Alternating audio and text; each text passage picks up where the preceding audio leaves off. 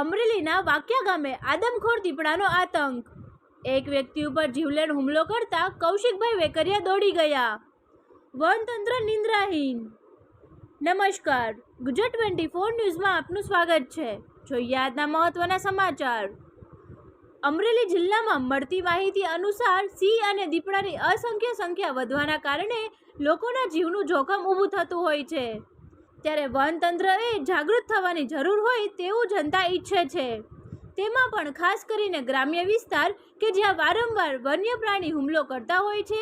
ત્યારે અમરેલીના વાક્યા ગામે એક વ્યક્તિ ઉપર માનવભક્ષી દીપડાએ જીવલેણ હુમલો કર્યો હતો, જેમાં શરીરમાં 19 જગ્યાએ ઘાયલ થયેલ વ્યક્તિ જણાવી રહ્યા હતા કે વનતંત્રને વારંવાર ફોન કરવા છતાં પણ કોઈ વન વિભાગમાંથી આવ્યા નહીં અને બાદમાં પિંજરા મૂકવામાં આવ્યા છે તે પણ રાત્રિના પિંજરા ખુલ્લા મૂકે છે અને સવારે પિંજરા બંધ કરી દે છે. ત્યારે ખરેખર દીપડા દિવસભર આટાફેરા મારતા હોય છે.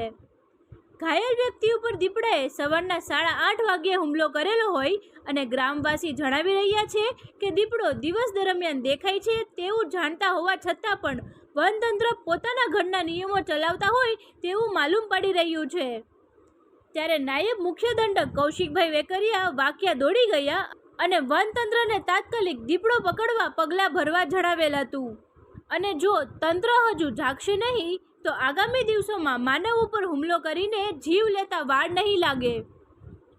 ફરી મળીશું નવા સમાચાર સાથે. ત્યાં સુધી જોતા રહો ગુજરાત 24 ન્યૂઝ. શું તમારું નામ છે, શું તમારો હોદ્દો છે અને તમારા ગામની અંદર કંઈક દીપડાએ વ્યક્તિ પર હુમલો કર્યો છે અને ગામની અંદર કેવી સ્થિતિ છે અને વન વિભાગની કામગીરી કેવી છે? મારું નામ નૈનાબેન ભરતભાઈ દાંતીવાડિયા છે. હું ગામમાં સરપંચ છું અને 4 દિવસ પહેલા અમારા ગામના છોકરા ઉપર હુમલો કરેલો છે.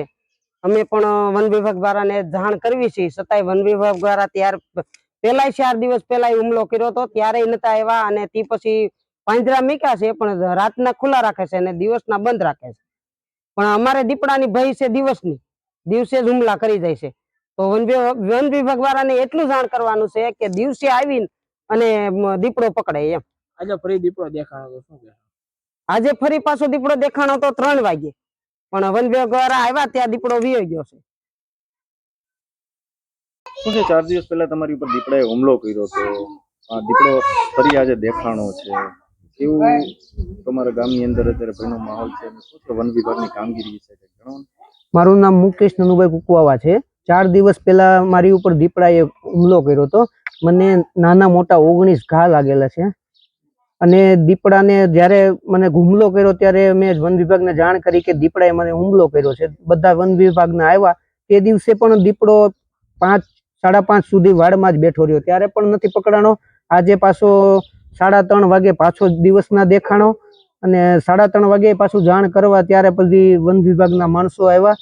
અને દીપડો છે ને આ લોકો પિંજરા એક્ટિવ રાતના કરે છે અને દીપડો છે એ મારી અહીંયા દિવસનો આવે છે અને ગામમાં અત્યારે ભયનો માહોલ થઈ ગયો છે દીપડાના ત્રાસથી.